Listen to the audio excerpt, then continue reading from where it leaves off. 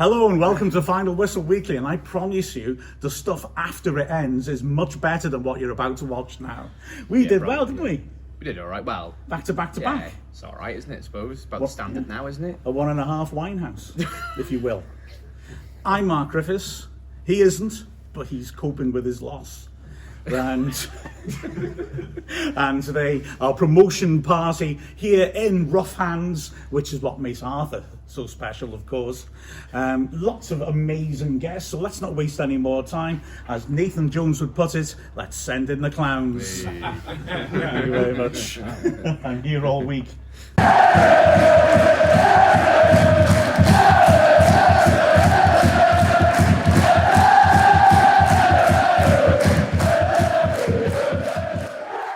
Anyway, later on, of course, we've got our musical guest, Green Day. But before then, our first pair of guests. Well, I mean, two Wrexham legends, two people who have got Wrexham flowing through their blood, thanks to a terrible transfusion mixed up at the miler. And I've got to say, two top... So, yeah? What have you been drinking? I'm worrying me from my wife. I'm always like this. It's tragic, isn't it? I mean, two absolute legends, two star strikers, Neil Roberts and Andy Edwards, everybody.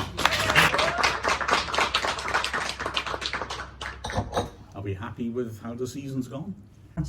Jammy, fantastic. It is, yeah. We thought Charlton would batter Wycombe 4-0. Yeah. If it was 4. Was it 4? Yeah, it was. Yeah. I lost count. I'm getting old. It's just been all around town as well. It's just been astonishing, isn't it? It has, yeah. It's I don't think it's really sunk in yet, and I don't think it will do until probably the transfer mill, the player recruitment side of things starts making headlines day to day, and then the fixtures will come out. So we've got different touch points that will start to bring the excitement back. But like you say about the town itself, is people are smiling again. It's there's a real warmth, there's a togetherness. You saw that after the game on the last home game, that that party atmosphere, but it was all respectful. And I think that needs needs to be acknowledged and remembered, because it's special times, and if you can't enjoy these moments, then when can you? So I think that for me has been such a good point, because this season there's been times when we've obviously had, you sort of said it, in the middle had a couple of bad patches, but I don't know how you couldn't have enjoyed any part of this season, even when we weren't playing well, because it's just mad that we're doing so well in League One, isn't it? And obviously done that well that we've gone up in the end.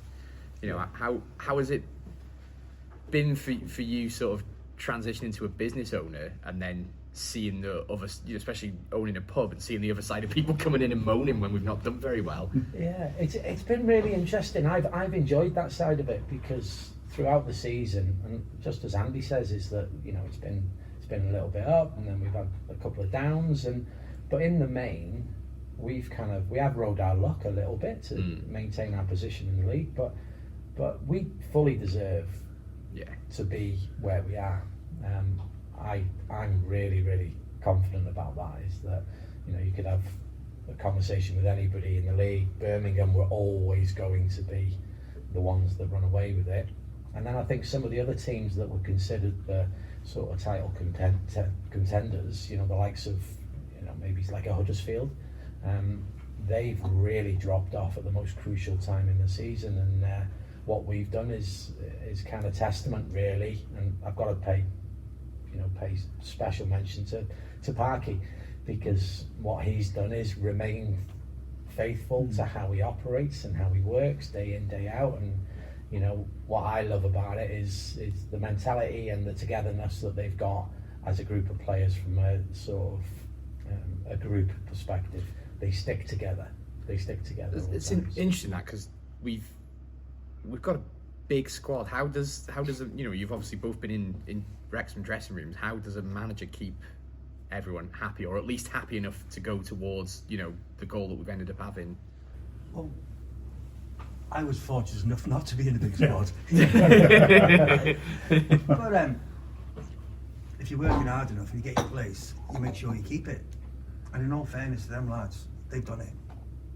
and he's been fortunate enough. All right, Owen O'Connell last few games. Then he's brought that Colossus in, Dan Scar. And for me, I don't think they'd be where they are without him in the last 3 games. He's a colossus of a man. And that's a classic example, isn't it, of how things work for players, isn't it? That, you know, O'Connell's been playing really well. Scar then, you know, O'Connell picks up an injury, he's fit for the next game, but Scar was so good in that half. As a professional, you know, you've just earned that spot there, haven't you? Yeah. I think as well, it's obviously there's really good strength in depth, but also the characters of the players is so important. And then what he has done is he's got those senior professionals, as in your McLeans, your Fletcher, you know, as previously we had Youngie and we had Ben Tozer, that they'll ensure that there's nobody that sort of gets above their station.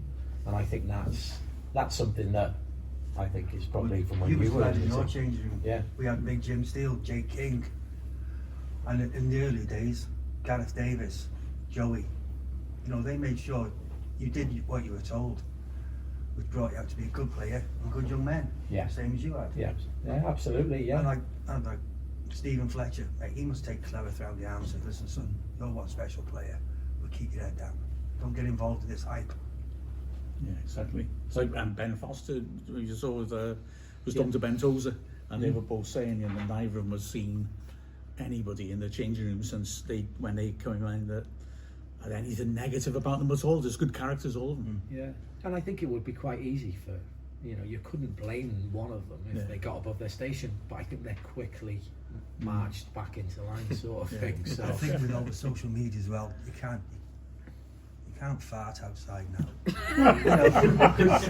This isn't America. Being brutally honest, you know, I feel for these players nowadays. They can't go and enjoy themselves like we did. yeah, You know, you get scrutinised. Somebody's filming everything they do, and you know, I wouldn't want to be in their places.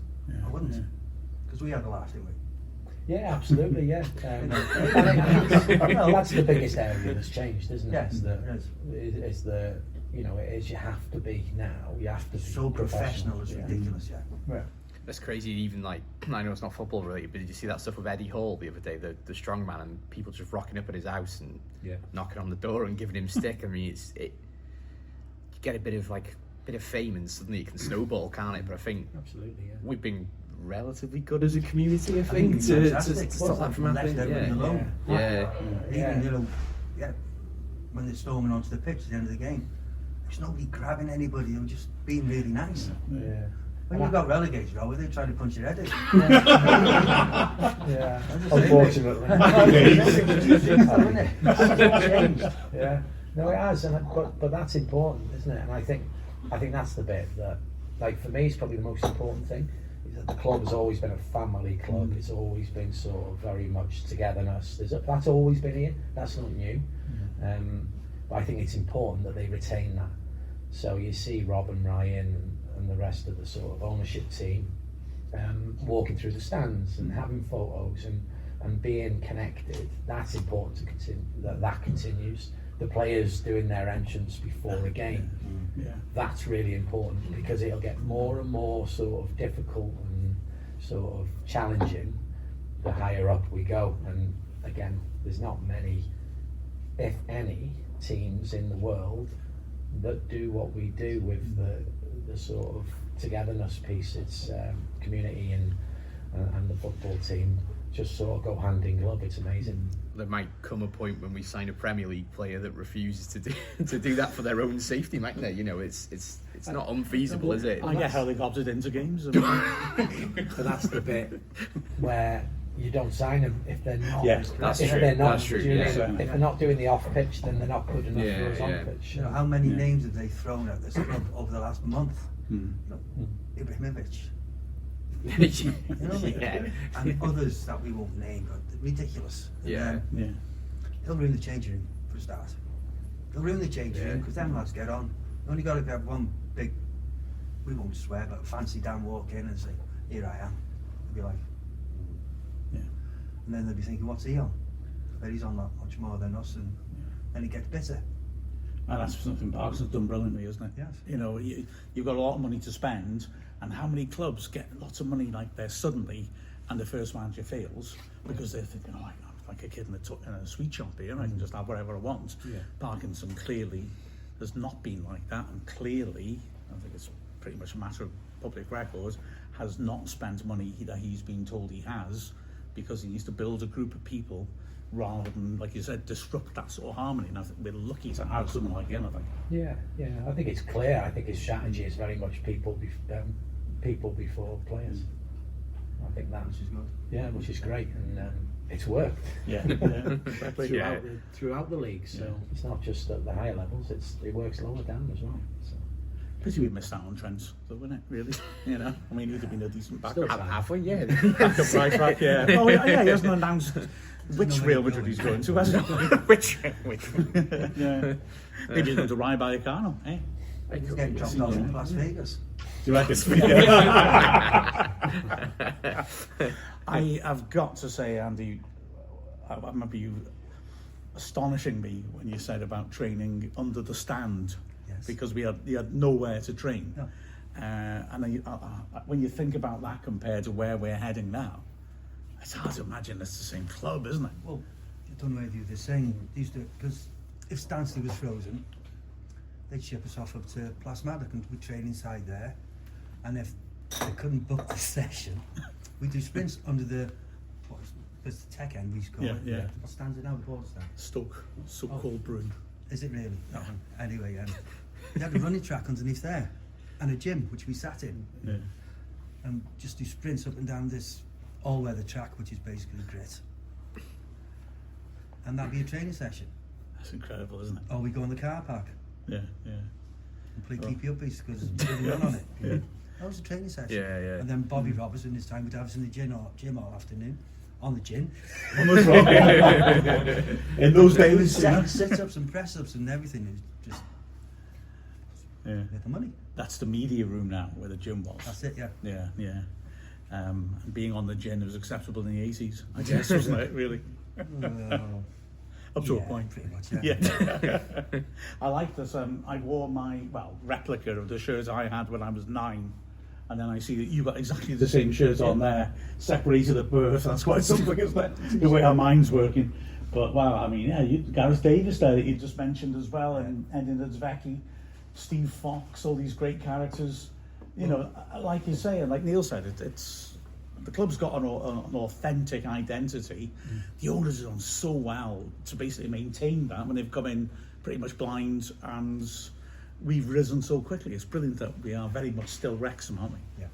Yeah, definitely. It was nice to see Mickey getting some of the plaudits as well on the weekend, and you know that was important. And there was a few choruses of Joey going round the stands, wasn't there? So that's another one that's really important not to forget.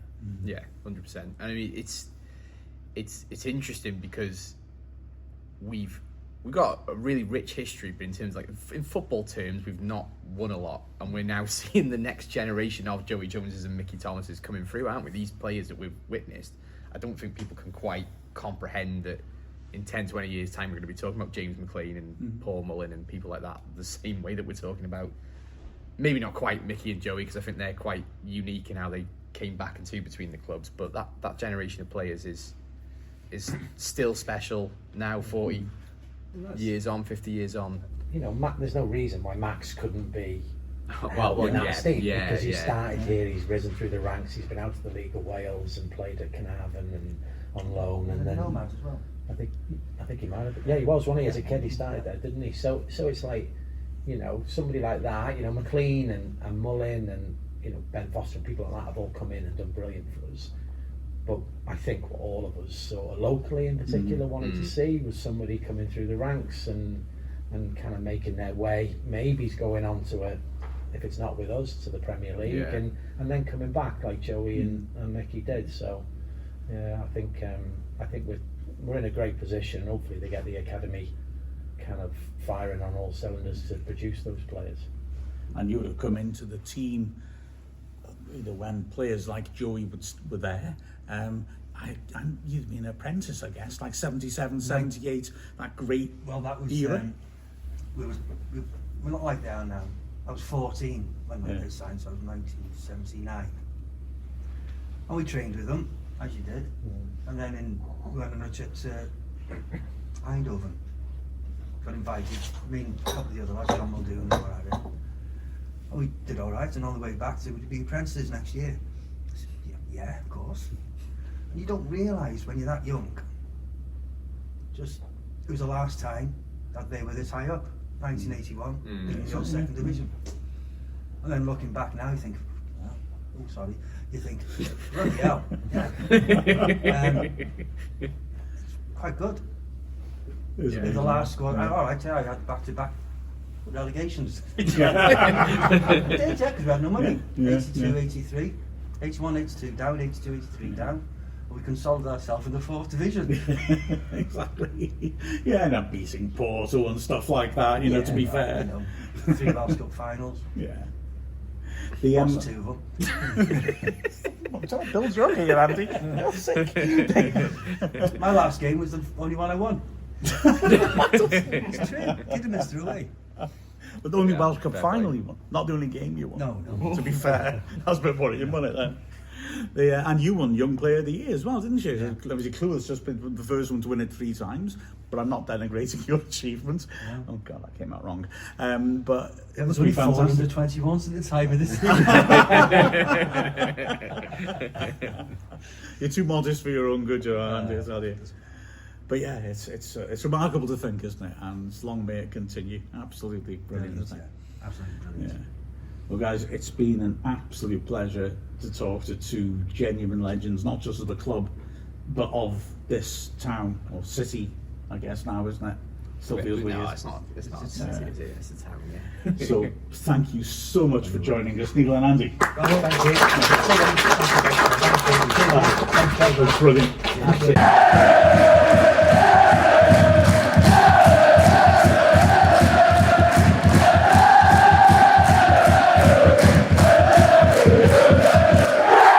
Well, we have got 2 of the most committed Wrexham fans you could imagine. Stop laughing that I chose the word committed. Genuine down the wrong way, but And you probably, if you go to the matches, you'll have seen Dale and Luke essentially being followed around constantly by the Welcome to Wrexham camera crew, because they know star quality when they see it. So we're not star quality, Mark. No. We're definitely not star quality. No. Yes, Luke, you no, are. don't do Come yourself on. down. Come on, Luke. Absolutely. You're very much the Taylor Swift and somebody else of Wrexham. So, ladies and gentlemen, everybody, it's Luke and Dale. But I just love the fact that essentially, wherever I turn, you 2 are there. I think I just love the Someone's fact been that... menacing that man. I mean, I no longer bathe alone. Don't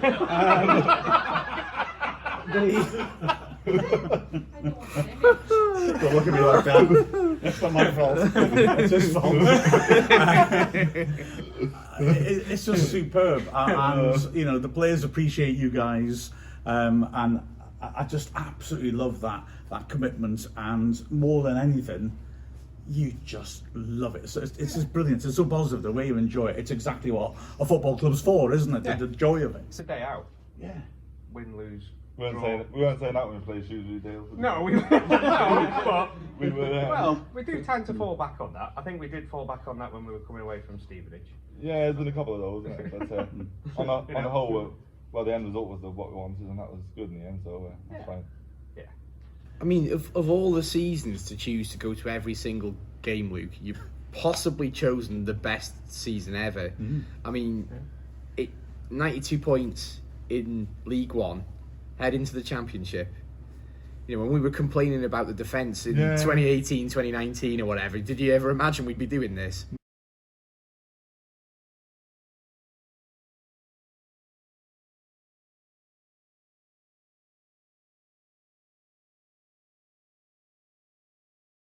Everybody in this room knows I like a moan. Oh, really? We all know that. So Yeah, we used to watch games and then think, we're not getting anywhere. To be honest, without the owners, as silly as it sounds, we wouldn't get anywhere. I think the investment is what got us to the championship where we are now. Without that, I don't think we get anywhere. It is, but it's people like you, Luke, that have brought the investment here. Yeah, of course. Yeah. You know, and we've benefited from having people like you go into the games, because that sort of family community atmosphere is what has drawn Rob and Ryan to the club and kept them here, and will hopefully keep them here for a long time. Or if they move on, they bring people in who appreciate that as well. And you've sat there, wind, rain, snow, Yes, I have. Yes. for years and years and years, and kept you. People like you have been part of keeping this all going, and you know we're all as much. No, maybe not as much, but we're all part of keeping this going, and the reason we are where we are. So We've always had a strong. I feel we've always had a strong fan base anyway, of about 3,500, 4,000 beforehand. yeah, But then if you look online now, once again I'll be a bit careful the way I put it. But you go online now, and oppositions will go Disney FC and nothing, were nothing before. When actually you find that there was good solid 4,000 who were going anyway. You listen to people online. There was 2 blokes and a dog, wasn't there, at the race course before? Yeah, that? of So- course. Yeah. I miss that dog. He was great. He's all right. He was your best friend, man, wasn't he? Well, I like to call him a friend, but it turned out I was flattering myself. Carry on. I'm just going to weep in the corner. Just friends of you for the bits of pie that landed on the floor after you finished your commentary.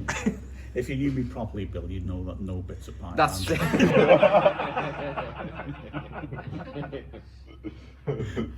I just think, don't you both feel that having shown such commitment through tougher times for the club, there's this lovely sense of, and it's going to sound wrong, but like, you've earned this. It's great. It's lovely to feel, you know, you follow them and now we get this. Yeah, it's fantastic. It's almost still sinking in. I think how big this really is. From a point of following it this year, I think we have been like really blessed with that. You know, that whole the results and the games we've had.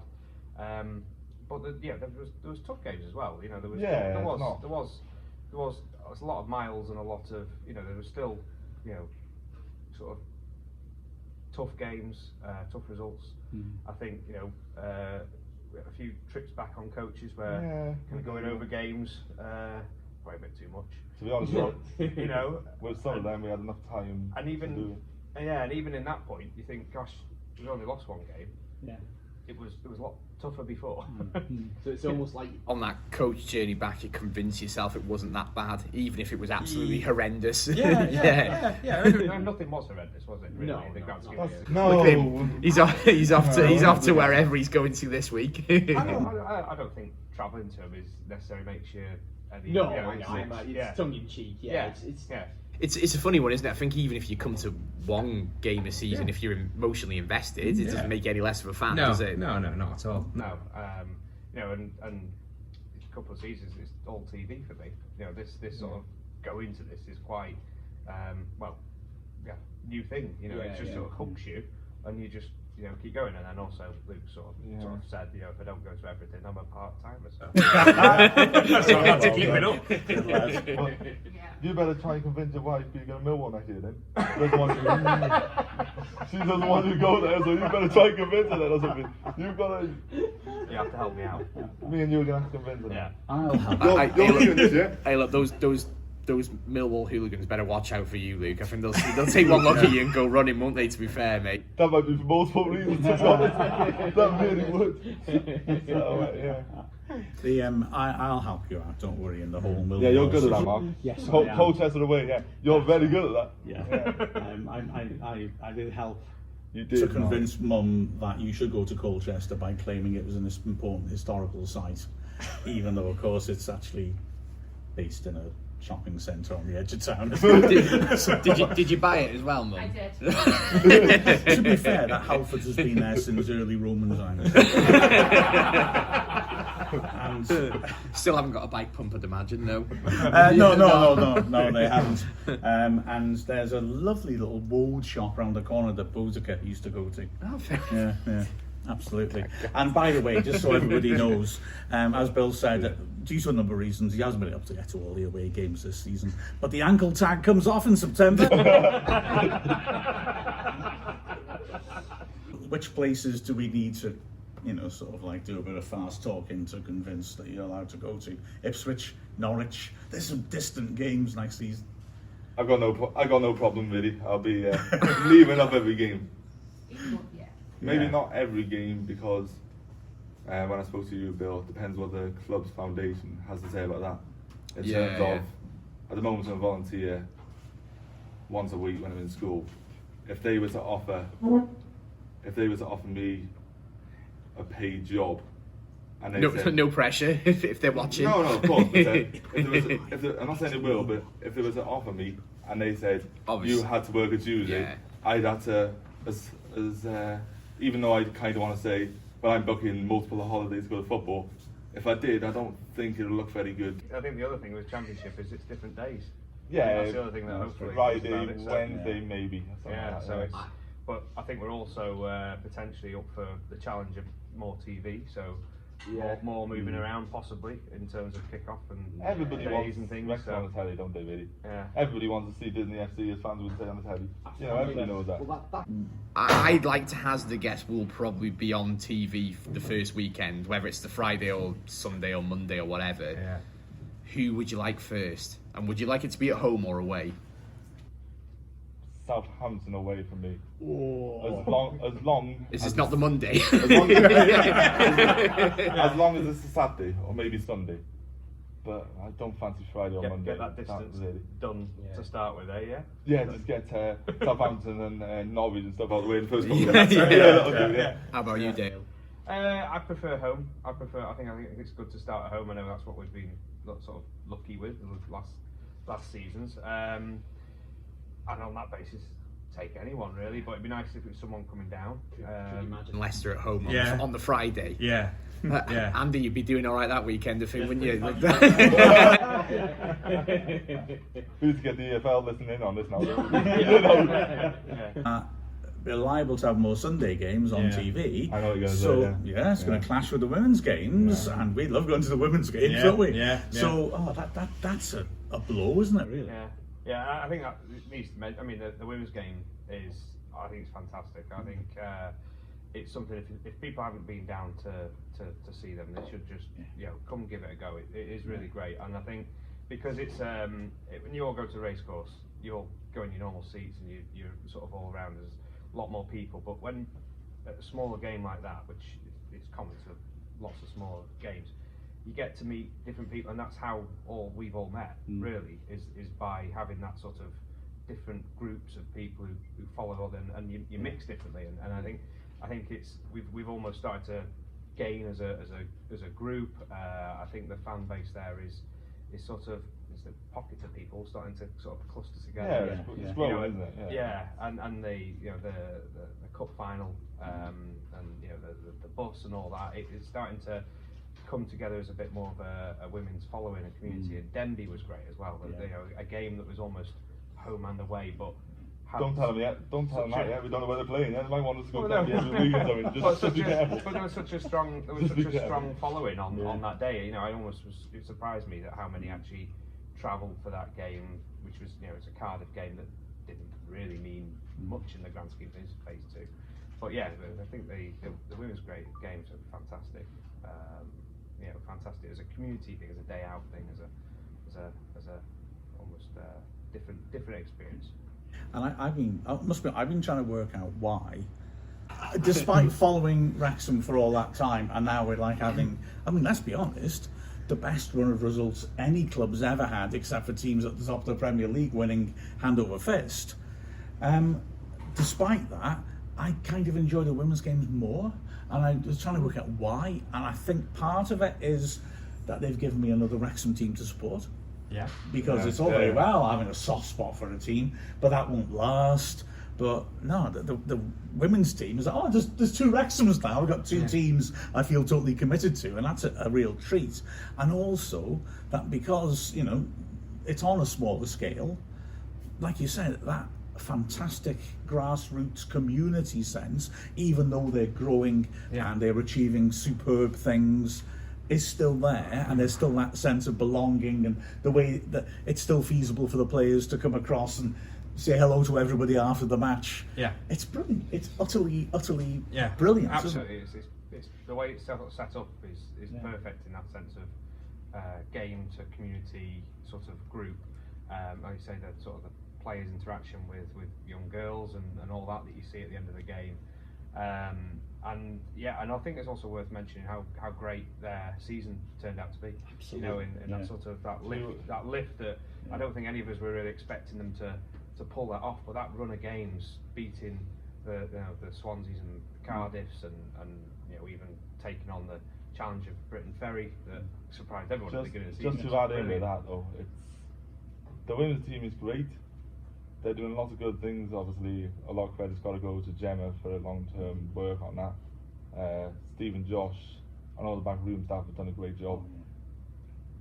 And well, there's a lot more positives than negatives. But you look at it and say, when the men's team, okay, we might be championship for 2-3 years now, which is fine. With the women's team, there's little things we need to start doing. With the men's success, even though 2 Welsh Cup finals in the last 2 seasons is great, and obviously against the odds finishing top 4, that's not going to be good enough in time. The more the men's team do, we need to be beating Swansea, Cardiff to the title, because that's the next step, which has to happen really, and same with the cups. And for that to happen, in my way of looking at it, like I say, this is my coaching aspect coming out, and by no means am I, obviously that's what Steve and Josh should do, but I watched the Welsh Cup final. I felt you're unlucky, but there was things missing, which obviously you've got a different outlook, Mark, but there's nowhere near enough. The communication wasn't there. When I feel if there's more communication there, maybe we could have won that game. I was talking just as fast as I can. As Angry Anderson would say. Sorry, I've always wanted to be at Kylie and Jason's wedding on one of these podcasts. The thing is, for me, Luke, is that the difference between the last Welsh Cup final and this one, and why this one it really hurt the players, was because we are as good as Cardiff now. Last year it was we could do this. We've played well against them. This could be the one. And I thought this time it was, we know we can beat them. I have all the respect in the world for Cardiff. But I don't, Mark, sorry. I don't. Good man. Sorry, I don't. Oh, please. I don't. I think it's a when not if though, isn't it? With the women for having a really successful season. I mean, the last couple of years have been really successful. Don't get me wrong, but to have that either a title or a cup, they're proving that they're knocking on the door now, aren't they? And it's definitely a when not if. I think you had that analysis of the second phase where I think you know, if we reset the points in the second phase, they would have. We were top until the last day. Yeah. Okay. So because we lost the TNS, we weren't. But that shows everything. So compared to the first phase, it's night and day. So I think there's everything to be excited about for next season. Yeah. The only team I was about to say the only team we didn't beat was Britain Ferry, but we beat them comfortably in the first phase as well, didn't we? We did. And it was very much. I mean, they're the one team that gave us sort of constant problems across the 4 games. Yeah. But that was because they had a specific style of play. Yeah, and I think they came with momentum from their promotion. I think that was part of it. A great team, great operation down there. They've been pushing at trying to get promoted for a few seasons, and then they shoot up and they cause all this chaos for what was the sort of established group. They also had a way they of beat playing, some of the top ones didn't as well. So. Of course, the beauty is, firstly, I found out this morning, Britain Ferry have found the original flag and are keeping it for our next game down there. Oh, thank fantastic. goodness. And secondly, that they've lost their manager and 3 of their players, so hopefully we'll beat them. So TNS as well, by the way. But please give us the TNS flag. Yeah, TNS. TNS have done the same thing. Yeah, absolutely. Regarding yeah. their manager is obviously maybe it was our vocal support. Maybe she's thinking I'm getting out of this as quick as I can. I don't know. But yeah. I think that, if I'm honest with you, I think she left because she heard you lot singing in that last game. I of the think so. season. Well, yeah. And the I atmosphere think so. was such. She thought, oh wow. She's thinking I got to get out of this quick. Yeah, that's worth noting. That's another thing that's gone on through the season. I think we were increasing our noise as a fan base. I was going to ask you that. That's certainly my perspective. As the game's gone on, like you said, that sort of community thing, and the formation almost of a fan club is there, and the volume's definitely gone up, hasn't it? And there's more singing now. And we've met new characters from other teams. There's a few from Cardiff who tried to sort of string something together, and we've kind of felt like, well, we can't be like the quiet ones. So you know, because Wrexham isn't ever that. So we kind of trying to fill a gap, aren't we? Yeah. Obviously, it helps. Special mention, by the way, if he's going to watch, which I'm sure he will. Obviously, you all know as much as me, Dale. We've met James, which has joined our fan group. Yeah. Which is also, I can shout loud, but he can take it to the next level because his voice carries, which in the nicest way possible does help. I think that's how we first became aware of him. I think we were at Aberystwyth away. You can just hear him and you're thinking, who's that bloke? And then you're like, oh yeah, he's okay to be fair. It was Aberystwyth away, and it was this. It was this, you know, noise coming in, and then that was it. It does help. Yeah. There are those 3 blokes at Cardiff, aren't there, who just have songs for every player, which I find very entertaining. Yeah, some of them are quite good, but the rest of the fan base doesn't catch on with it. No, They've got a Kind song of list, haven't they? Yeah. Script, I mean, needs to go off. Okay. I mean, who needs a script? You know, really. Well, you know I don't. You know, You're right, yeah. Funny enough, there's that older bloke who's there, and he usually wears a kilt to come to games. Yeah. You all know and spoke to him before the Welsh Cup final. I said, I'm telling you, mate, you're getting it today. We're gonna win. You know, as I would, just honestly, like I said, we're gonna win. He said, oh, I'll speak to you after the 90 minutes. I said, oh, no problem, because I said, I'll get the tissues ready for when you've lost. I'm saying all this, comes to the end of the game, he's waiting for me on the steps. And he's like, what did you say before the game? And I'm like, I think I've got a bit of memory loss here, you know.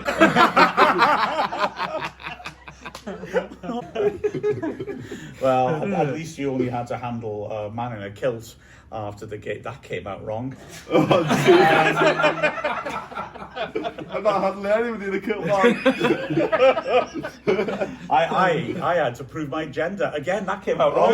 Oh yeah, I've seen that, yeah. Are you playing? I mean... I was asked if I played in the Women's Welsh Cup Now be final. careful what you say now, Luke. Come on. Listen, Mark. How would I put it now? 1, you are the wrong gender, and 2, with all due respect to you, I can't imagine you running around the pitch, to be honest, Mark. I'll be really honest. That's cold. In fairness, when you play in goal, you don't run around the pitch anyway, do you? So You do the way I did it. Mark was just going down to I was never knowingly in position. Mark was just kicking all his strikers, wasn't he? Off the ball. No. But you are magnificent, and all the guys who are here as well, who go to so many games with you, absolutely a credit to the town, a credit to the club, and a credit to football. And I'm honoured to know you. I don't like him, but you lot are great.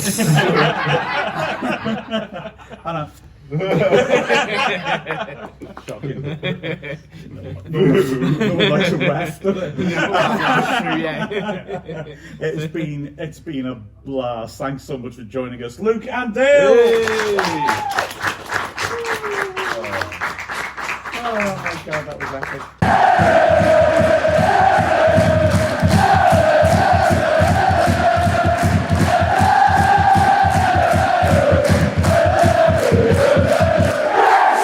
Doesn't this feel like the end in so many ways?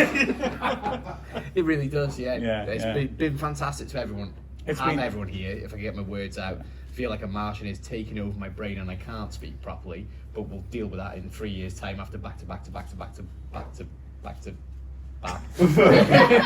No. Good night, everybody. Bill lost his head now, it's gone. It's gone. Luke, the job is yours, mate. To Right. be fair, Mark, Luke's tipped him over the edge. You can't blame him. can you? That's true. That's true. Yeah. Absolutely so. Fair play. Right. Well, we're finishing now. Goodbye, everyone.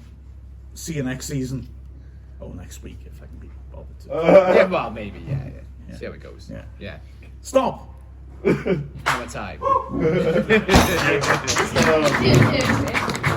Get going.